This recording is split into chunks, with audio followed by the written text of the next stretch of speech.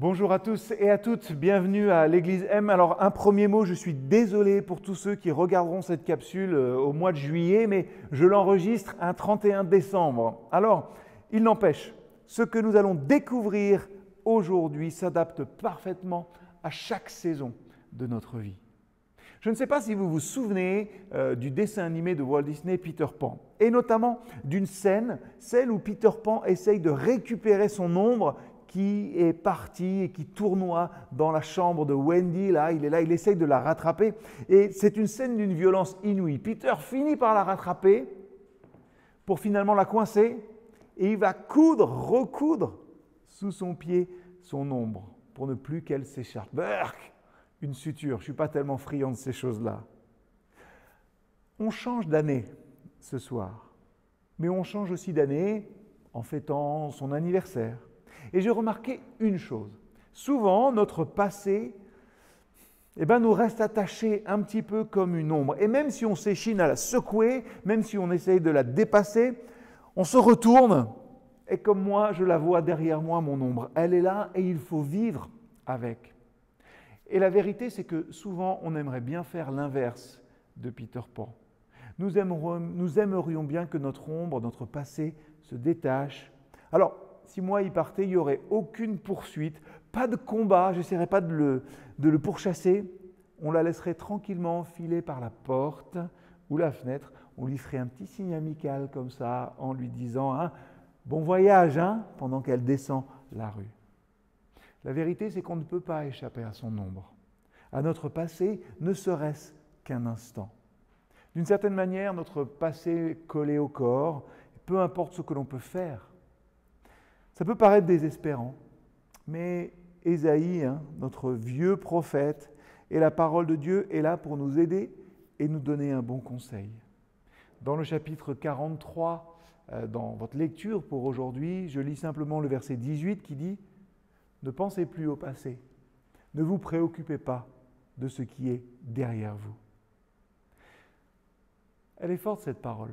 Nous n'avons pas à laisser finalement celui ou celle que nous étions hier décider qui nous serons demain. Ne pensez plus au passé, ne vous préoccupez plus de ce qui est derrière vous. C'est une vérité qui vaut la peine d'être rappelée, qui vaut la peine d'être réentendue, et particulièrement peut-être avant le passage à une nouvelle année. Les choses qui nous sont arrivées hier, celles qui vous hantent peut-être, n'ont aucune prise sur votre demain. Le truc qui est arrivé hier, qui vous traque, n'a pas d'importance pour les lendemains qui vous attendent.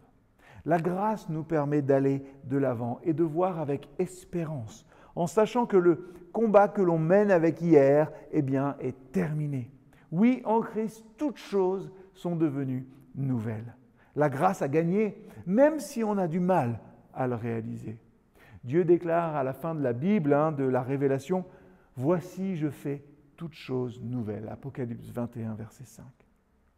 Dieu déclare cela en parlant de la nouvelle création à venir. Et est-ce qu'il fait table rase de l'ancien monde, de la condition humaine, des limites que l'on peut avoir, de nos défauts? Est-ce qu'il offre, après tout, une vie de rêve maintenant aux êtres humains? Est-ce que cette nouvelle création de Dieu, cette nouvelle Genèse, à la fin des temps, qu'est-ce qu'elle va générer en nous? Il se sert du matériau qui est là. Et nous aussi, quand on traite les ombres du passé, nos versions d'hier, comme si elles étaient des versions vivantes, toujours pertinentes pour nous aujourd'hui, on donne trop de pouvoir à notre passé. Vous n'êtes pas la même personne qu'il y a un an. Vous n'êtes même pas la même personne qu'il y a 5 minutes, je l'espère, parce que vous réalisez que celui que vous étiez hier, ne doit pas décider de qui vous serez demain. Bien sûr, on garde l'expérience, on se sert des bases qu'on a posées. En tout cas, votre passé ne peut pas définir parfaitement celui ou celle que vous êtes aujourd'hui, ni vous retenir de vivre votre vie aujourd'hui, car Dieu fait retentir un appel à la nouveauté.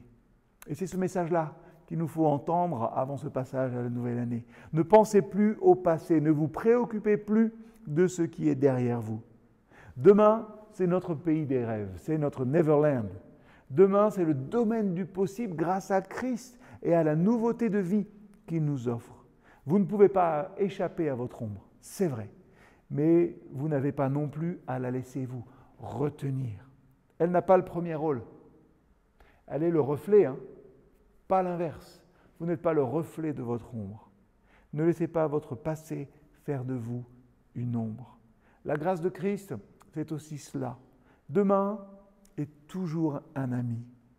Ce n'est pas hier, ce n'est pas que hier n'est pas arrivé, c'est juste que ça ne compte plus. Voici, je fais toutes choses nouvelles. Une question pour finir. Elle sera courte, elle sera directe, simple à énoncer, plus difficile à mettre en pratique, je n'en doute pas. Et c'est un challenge, et les heures qui restent de cette année 2020 sont sans doute le bon moment pour l'envisager sérieusement. Vous savez, avant les résolutions de l'année prochaine, qu'avez-vous besoin de laisser derrière vous aujourd'hui? Alors, réfléchissez à cela dans les heures qui nous séparent de la fin de l'année et bonne journée à chacun et chacune.